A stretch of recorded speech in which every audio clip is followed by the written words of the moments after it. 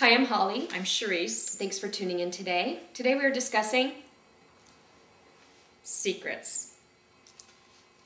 And it's not just an underarm deodorant. It's something people do. because underarm deodorant, in fact, makes you smell better, and secrets, I think, make you smell. So what are some healthy secrets to keep, and what are some unhealthy secrets to start? Because there are some healthy ones. Right. Well, I think healthy secrets are things like birthday parties, surprises, parties, celebrations, gifts that you're going to be giving somebody. Sometimes I think it is okay and healthy if it's not something like that, if it's an adult you really have trust in, that you really think is healthy and safe, and they ask you for a short time to keep something a secret. Sometimes there are things that are serious that you need to keep a secret for a short time. If someone's asking you, please don't ever tell anyone, I have something to tell you, I think those are dangerous secrets to keep when particularly if it's a friend and they're saying, I did this, or I'm involved in these destructive behaviors, I'm doing drugs, but I don't know if I'm ready to get out of it, I'm self-harming, I have an eating disorder. These are the kinds of things that people need to share with each other. It's important to get it out. Whether you should keep it a secret is another issue, because sometimes secrets are too big for us to carry. Right. Well, you could try to help your friend to let to feel enough trust in you to let you be able to tell an adult that they would be okay with knowing. That's a really good point, because sometimes you just think, there's no way I'm going to be able to tell anyone. Right. But you can handle the idea of someone else telling them for you. If you're someone who's keeping a secret on yourself, something that you know really should be told, someone should know, and you're keeping it a secret, the biggest lie that every human carries around is that if I tell it, I'm not going to be loved, no one's going to understand, I'm not worth getting help for whatever it is, it's too late, it happened too long ago, no one's going to believe me, it's not possible for anyone to help me, I'm going to be trapped in this forever. Like, these are all the lies that we tell ourselves. And so you don't get help, and you stay in that black cloud, and every year and every day and every month it gets worse and worse and worse, because you can't live. It's poison. Keeping secrets like that is just poison, and you're just slowly poisoning yourself to live in those secrets. And what I know as the truth is that when people I love have been honest with me and told me what was really going on, usually my first instinct is just to feel so sad that they carried it for so long. And the second thing I want to do is help them. And the third thing I usually feel is, what a gift that they trusted that to me. Right. Because that must have been so hard to say after carrying it for all of that time. And I just think, what a gift. What a bond we have now, that I know this is someone who trusts me like that. And I'm safe enough that they could tell me those things. No one has the right to ask you to hold on to something that is going to poison you. Right.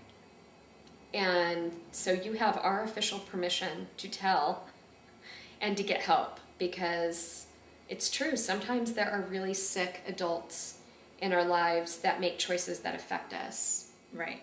Right. Forever. And, you have to be able to get out of that and believe, that it's okay, and that whatever it was that was going to befall you if you told, more than likely was just the scare tactic they used to oppress you. Right. And sometimes it's a culture within your group. You may have been always really open with your parents, and then you hit ages where you try to create more distance and more independence. Usually starts happening around 12 and 13. And it becomes the culture of your friendship group that, well, we don't tell our parents anything, that we just share it with our own little group, and that's where we keep it. There are some things you should be able to share and have some of your private life be within the confines of that group. That's a good thing, and that can be a safe thing. The best thing that you can do right now, regardless of what age it is that you're watching this video, is cultivate some healthy relationship with an adult. So sometimes adults are wonderful adults in your life, and they know that they're the ones that are supposed to be reaching out and cultivating that relationship. But sometimes adults get really wrapped up in their own lives. You may be the one who has to open a door wide enough for one of your parents to be able to get in, to have conversations with you, or say, Mom, I want to go on a walk with you. And maybe that's not the day you tell her whatever the horrible secret is, but maybe it's the day you grow a little closer and you go, okay, well, maybe she is someone I can trust with bigger things because now I've trusted her with these smaller things. Right. So you have to have those people in your life. You're going to need them forever. I still need them. And they might change. Yeah. They might change through the years, but yeah, you need somebody like that in your life. Mm-hmm. Okay, so sometimes people say, how am I going to tell this secret? Sometimes secrets feel so big you think, how am I going to wrap words around something I've been carrying for so long? So one way that they can tell is when you have that relationship with that adult or that the person that you trust, you can do it if you feel comfortable enough to do it face to face. If that feels too uncomfortable, texting's always a number one thing to do is text. Yeah, but you might just say, I need a time to talk to you. Can you approach me at some point when we can be alone and we can have some time to talk? And I think it helps to think through the problem, whatever it is. It helps to think, you know, like, how will I explain this problem or this secret? How does it make you feel? And, like, if you have any idea what you need from the person you're going to talk to be able to express that. You know, sometimes all you want is to be able to tell the secret and have them be present with you and listen to whatever it is. And sometimes it's going to be something where you really need help, and they may not know what you want from them. Sometimes what an adult or somebody else will give you is they'll try to fix the problem. And sometimes you don't want it fixed right away. Sometimes you just want somebody to hear you and carry the load with you. Yeah. Well, for both of us, having a faith in God has really helped. Sometimes you just need to pray for strength.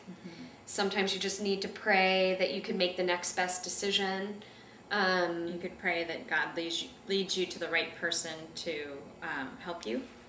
Yeah, and you know, you don't have to already have an established faith to do that. You don't have to know all the answers and recite the Bible. You don't have to do any of that. It's a conversation. It's, okay, God, I feel really alone. I don't know what to do about this. I don't even know who to approach or what to do next, but I'm just going to trust that you're going to somehow make it clear. That's one of those prayers God answers. You know, He loves you, He made you, and He wants you to have that support and that wholeness and healing and all of that. So anyway, we hope this helps you today on the topic of secrets, because there's a lot of them out there.